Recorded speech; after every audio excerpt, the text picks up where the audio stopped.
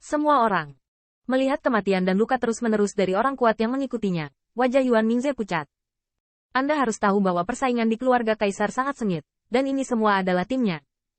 Tiba-tiba, Yuan Mingze meledak dengan cahaya ilahi yang mengerikan, dan bahkan berubah menjadi manusia dewa berkepala 6 bertangan 6. Dewa tirani itu mungkin secara langsung mengguncang ruang dan waktu yang awalnya lengket. Kekuatan Yuan Zeming benar-benar tirani. Dia dan Ke Wenxing tidak hanya mengandalkan keluarga kaisar surga, tetapi yang kuat di sebelahnya merasa cemas ketika melihat ini. Tuan muda, pergi. Jangan sombong. Monster-monster ini hanya ingin menyeret Tuan muda sampai mati. Jangan terjebak dalam trik mereka. Yuan Zeming sangat pandai berkelahi, dan dia bahkan tidak kehilangan keturunan suku di Jiang dan Zujiyin yang memanipulasi ruang dan waktu. Tetapi begitu banyak pembangkit tenaga listrik yang memakannya.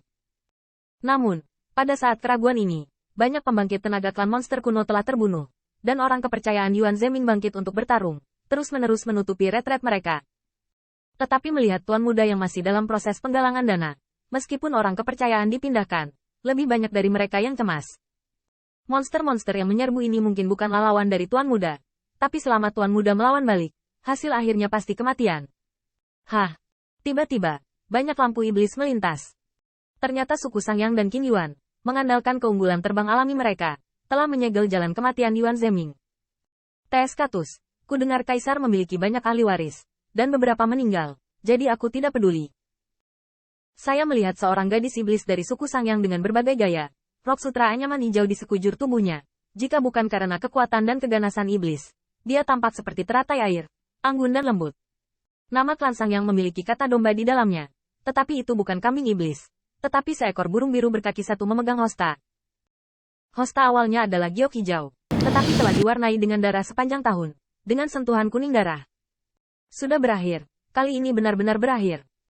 Orang kepercayaan Yuan Zeming melihat klan monster kuno yang luar biasa, yang jumlahnya beberapa kali lebih banyak dari mereka, dan tidak bisa menahan diri untuk tidak putus asa. Bahkan, klan monster kuno itu benar. Tetapi di Lick Road Market, berapa banyak orang yang benar-benar bersedia setia kepada kaisar dan melindungi keturunan kaisar dengan nyawa mereka. Ke Wenxing juga berkata bahwa dia akan datang untuk menyelamatkan Tuan muda. Dengan apa yang telah dilakukan Istana Kaisar Ke selama bertahun-tahun, merupakan berkah jika tidak menyergap Tuan muda. Selain itu, kekuatan Ke Wenxing tidak lemah, tetapi di mana dia bisa menjadi kuat? Monster kuno ini bahkan Tuan muda Mingze bertekad untuk membunuh. Akankah Ke Wenxing berani datang untuk menyelamatkan?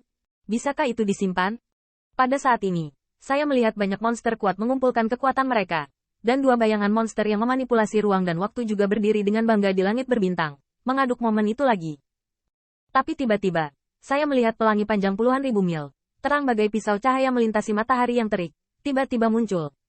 Ketika cahaya pedang menyapu, itu menghilang dan muncul kembali hanya dalam beberapa napas, tampak mewah dan tidak berguna, tetapi itu mengejutkan semua monster yang kuat.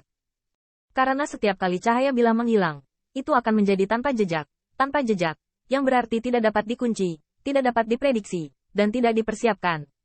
Bilah ruang dan waktu. Jiang Leng dan Zhu Feng saling melirik, tiba-tiba menyeringai, berani bermain dengan ruang dan waktu di depan mereka. Kedua pembangkit tenaga klan iblis bekerja bersama.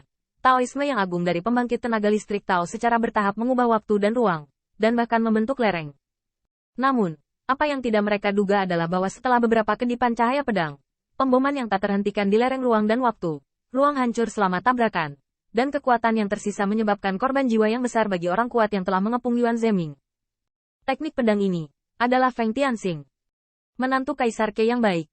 Di kejauhan dari langit berbintang, bayangan dewa yang tipis mekar dengan sayap dewa, dan itu melompat dari kapal dewa dan bergerak puluhan ribu mil jauhnya. Di kapal dewa, sosok ganas telah mengumpulkan darah mendidih dan kejam. Ini adalah dewa pedang bawaan. Ekspresi Jiang Leng tiba-tiba berubah. Dia tidak menyangka Kaisar Ke Palace benar-benar akan datang untuk menyelamatkan. Anda tahu, Istana Kaisar Ke sekarang lebih ingin melihat pembangkit tenaga listrik pengadilan surgawi jatuh. Yuan Mingze juga kaget. Mengingat hubungannya dengan Ke Wenxing, akan lebih baik bagi yang terakhir untuk mengumpulkan mayatnya sendiri. Tanpa diduga, dia benar-benar memimpin ribuan ahli untuk membunuh. Apakah dewa pedang bawaan ini menerobos Dao Jun? Dao Jun, dari mulut Yuan Zeming, orang yang kuat di alam Dao Jun, seharusnya meremehkan. Namun, ketika Dao Jun menjadi sumber cahaya pedang yang mengerikan, wajah Yuan Zeming tidak bisa menahan noda ketakutan. Angin, Jenderal Feng. Yuan Zeming tercengang selama beberapa napas, seolah-olah dia tidak tahu bagaimana memanggil Qin Yichen. Dan di belakang sayap dewa Qin Yichen, 36 tangan kaisar berubah menjadi lengan dewa. Dan pedang dewa itu sangat menakjubkan. Belum terlambat untuk berterima kasih padaku nanti. Sudut mulut Yuan Zeming bergerak-gerak, dan diam-diam dia berkata bahwa dia tidak tahu apakah dewa pedang bawaan masih manusia kecil dan duniawi. Anda tidak perlu mengucapkan terima kasih sepatah kata pun. Terima kasih lagi nanti. Dan sepertinya Anda menunggu dia mengucapkan terima kasih nanti. Tidak ingin melarikan diri. Tapi segera, Yuan Zeming kembali ke akal sehatnya. Kali ini dia harus berterima kasih kepada Feng Tianxing. Kalau tidak dia akan benar-benar mati di sini hari ini. Pada saat yang sama, Putri Wenxing juga membunuhnya. Tetapi wajahnya yang cantik dipenuhi dengan rasa jijik. Beritahu kamu untuk tidak mati. Kamu tidak mendengarkan. Saya benar-benar dipukuli, dan saya tahu itu menyakitkan. Yuan Zeming tidak bisa berkata-kata. Siapa tahu bahwa Putri Wenxing sangat baik hati menasihati dirinya sendiri. Tetapi ini bukan waktunya untuk bertengkar. Meskipun Anda benar-benar ingin berterima kasih kepada pasangan, Anda harus hidup.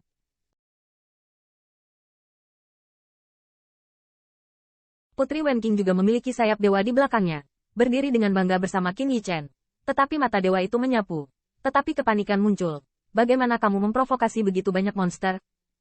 Yuan Zeming mengertakkan giginya. Ternyata setelah menutup telepon untuk pertama kalinya, dia akan menghancurkan dan membunuh monster kuno itu. Pada saat itu, Jenderal Tian Shuwei di samping Yuan Zeming memiliki persepsi yang tajam, membuat Istana Surgawi berpikir bahwa mereka telah menangkap monster kuno itu.